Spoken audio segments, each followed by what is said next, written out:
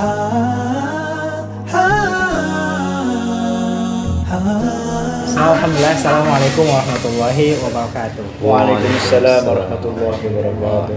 Alhamdulillah, di sore hari ini kita kembali bertemu dalam acara ngopi, ngobrol perkara Islam. Masya Allah. Alisa kadzalik Ustaz. Balas.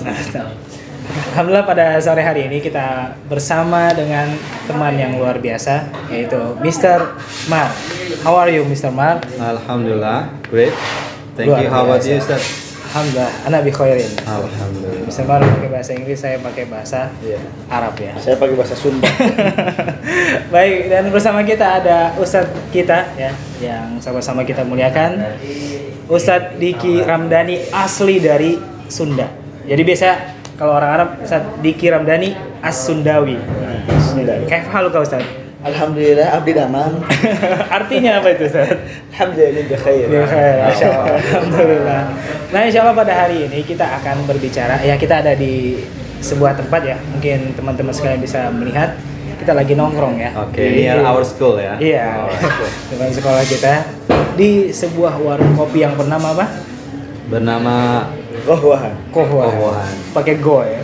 Oh, Kohwahan. Lahjah Yamani. Mesir ya. Mesir. Ya. Mesir. Iya, Kohwahan. Jadi alhamdulillah kita sore ini insya Allah kita akan berbicara hal-hal yang bermanfaat. Terutama tentang waktu. Nah ini Ustaz. Jadi kebanyakan anak muda sekarang itu menyia-nyiakan waktu-waktu yang diberikan oleh Allah Subhanahu wa taala. Padahal kan ini diantara nikmat yang telah Allah berikan kepada kita. Mungkin kita bisa jelaskan tentang bagaimana memanfaatkan waktu dan pentingnya waktu itu pada seorang hamba. Tafadhol Ustaz. Baik, yang pertama tadi antum menyinggung tentang anak muda nih. Iya. Kita semua kan anak muda. Iya. Insyaallah masih anak muda, masih semangat muda. Iya. Ada salah satu ulama, Abdul Fattah Abu Gudah. Beliau menulis buku Sofahat min Sobril Ulama. Apa artinya? Lembaran-lembaran kesabaran para ulama dalam menuntut ilmu, dalam memanfaatkan waktunya untuk hal yang berguna. Cuma di sini hal berguna itu kan beragam. Iya. Kita juga di sini sebenarnya berguna kan. Tidak ada waktu yang terbuang jika apa yang kita hasilkan dari pembicaraan ini bermanfaat. Itu berarti berguna. Insya Allah. Baik. Berarti nggak ada masalah nongkrong begini. Nggak ada masalah. Kalau seandainya menghasilkan manfaat. manfaat. Luar biasa. Pada intinya, mengapa kita ini harus bermanfaat? Jadi Rasulullah SAW bersabda dalam hadis riwayat Imam Ahmad, khairun nas man tala umruhu wa hasuna umruhu wa hasuna amaluhu. Sebaik-baiknya manusia adalah jika bertambah usianya atau usianya panjang, amalnya juga baik. Jadi bukan perkara panjang atau pendeknya usia, tapi seberapa banyak manfaat yang dia peroleh selama dia hidup. Masya Allah. Stressingnya manfaat. Iya, manfaat tentunya. Kita ambil contoh ulama salaf, Al-Imam Muhammad bin Idris Asy-Syafi'i. Imam Asy-Syafi'i. Imam Asy-Syafi'i, Masya Allah. Beliau itu lahir tahun 150 Hijriah, wafat tahun 204 Hijriah. Berapa tahun saja? 150 sampai 204 tahun. 54 tahun. 54 tahun. Cuma 54 tahun usianya kan. Tapi sampai sekarang pemikirannya, karyanya, dedikasinya dan kiprah ilmiahnya masih bermanfaat sampai sekarang. Masih dikenal ya. 204 Hijriah, sekarang tahun berapa? 1443 Hijriah. Kira-kira berapa? 1000 tahun lebih lah. 1000 tahun lebih. Luar biasa. Itu salah satu contoh menggunakan waktu dengan sebaik-baiknya. Bukan masalah umur, bukan masalah waktu, tapi seberapa manfaat waktu yang kita gunakan. Gitu. Baik, luar biasa. Semar, ada komen? 54 tahun ya kalau usia hidupnya ya. Iya, 54 Tapi tahun. usia manfaatnya yang sampai Usia manfaatnya sampai beribu-ribu tahun. Ratus tahun bahkan ribuan tahun. Sampai sekarang kita masih merasakan ini manfaat real dari example dari hadis tadi. Semakin bertambah usia, semakin bermanfaat, semakin baik amal perbuatannya. Masya Allah. Insya Allah kita juga detik ini, menit ini, hari ini juga sedang mencoba menggali manfaat kita masing-masing ya. Salah satunya nanti sharing-sharing ini seperti ini Ustaz. Iya, betul. Oke. Nah, mungkin ada pertanyaan yang menggelitik saya rasa terkait ini tadi ke anak-anak muda di zaman sekarang. Anak muda zaman sekarang itu ada namanya yang dikenal dengan kaum rebahan. Ini kaum rebahan ini banyak banget nih teman-teman. Jadi anak muda yang mungkin ya nggak ada pekerjaan, yang mungkin pulang sekolah tidak ada yang dikerjakan. Apalagi kita setelah selesai masa pandemi ya, kita masih pandemi ini ya. Tapi sebetulnya banyak pekerjaan Ustaz, hanya memang lebih cenderung memilih untuk rebahan. Nah, itu pekerjaan banyak ya.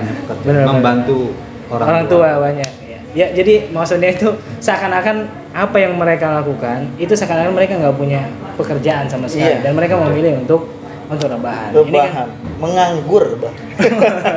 Menganggur dan menikmati tidur, bermain gadget, nonton YouTube dan lain sebagainya. Apa yang bisa kita evaluasi? Iya, kita sharing kepada teman-teman seperti itu. Ini usikum wa iya ya bitaqwa. Faqad fazal muttaqun. Saya juga senang rebahan, Ustaz. Usikum wa iya ya bitaqwa. Saya apa itu Ustaz? Menasihati antum, menasihati diri saya juga. Itu yang sering diucapkan di khutbah Jumat kan? Oh iya betul. Iya. Jadi kemanfaatan itu salah satu indikasinya atau indikatornya. Pertama ada kiprah, kedua karya, ketiga ya kontribusi. 3K itu dia. 3K. Kiprah, karya, dan kontribusi. Kalau zaman dulu 3K itu kebersihan, kesehatan, Keindahan. keindahan. Kalau ini 3K adalah diulangi Ustaz. Kiprah, karya, dan kontribusi. Bisa dijelaskan lebih lanjut itu Ustaz. Baik, kita kembali kepada contoh dari panutan kita para ulama salaf. Insyaallah ya, kita punya banyak panutan. Iya. Misal Imam Abu Hanifah. An-Nu'man bin Sabit Abi Hanifah. Yang biasa dikenal dengan Imam Hanafi. Beliau itu lahir tahun 80 Hijriah, wafat tahun 150 Hijriah. Jadi Imam Syafi'i lahir, Imam Abu Hanifah wafat. Ya. Berapa tahun usianya? Dari tahun berapa tadi? Tahun 80 sampai 150. 70 kan. Jadi tadi Imam Syafi'i lebih muda wafatnya dibanding Imam Abu Hanifah. Iya. Nah, sama-sama punya karya, sama-sama punya jasa, dan sama-sama punya kontribusi. Ya. Betul sekali. Betul. Sampai sekarang kita merasakan bahwa kita belajar kepada salah satu ulama, belajar pada guru, pasti dia ujung-ujungnya keilmuannya itu sampai kepada para ulama tadi. Ada Imam Abu Hanifah, ada Imam Malik bin Anas, ada Imam Muhammad Idris Asy-Syafi'i dan Imam Ahmad bin Hanbal. Ya itulah, beliau tuh punya tadi kiprah. Kiprahnya apa? Kiprah dalam keilmuan Islam, terutama dalam keilmuan fikih. Yang kita kan selama ini mengenal bahwa Imam Abu Hanifah, Muhammad Malik bin Anas, Muhammad Idris Asy-Syafi'i dan Imam Ahmad bin Hanbal itu ya 4 imam madhab. Ya. Ma'ruf. Iya, terkenalnya. Padahal beliau juga banyak selain dalam madhab, dalam fikih juga beliau juga kontribusi terhadap ilmu hadis ada. Iya, terhadap ilmu-ilmu fikih dan ilmu yang lainnya. Nah, tadi kiprahnya.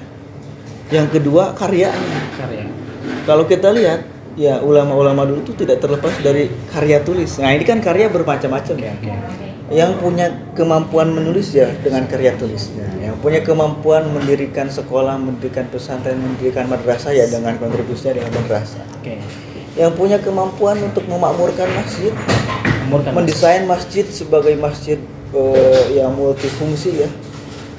Masjid sebagai bukan hanya untuk sujud tapi juga untuk belajar, untuk kesehatan, untuk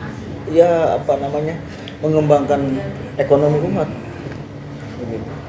Beberapa kemampuan yang lain seperti meneliti hal-hal untuk kesehatan. Betul. Itu yang disebut dengan karya. Yang terakhir ya kontribusi. Nah, semuanya ini harus berlabuh dalam bingkai keikhlasan. Itu yang sulit memang. karya dan jasa seseorang itu, kemanfaatan seseorang itu bisa terus berkelanjutan jika dibingkai dengan keikhlasan. Nah, keikhlasan ini yang perlu terus dibina dan dipupuk. Masya Allah ya, masih ada kelebihan lain, keikhlasan. Tutup Karya, kontribusi dan kiprah. kiprah, tiga itu dibarengi dengan keikhlasan wajib itu ya.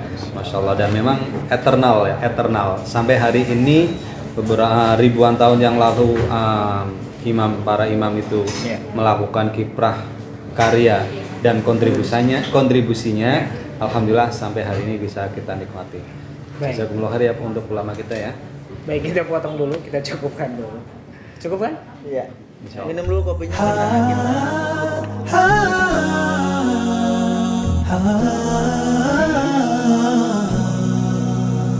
رمضان كريم كريم كريم شهر عظيم عظيم عظيم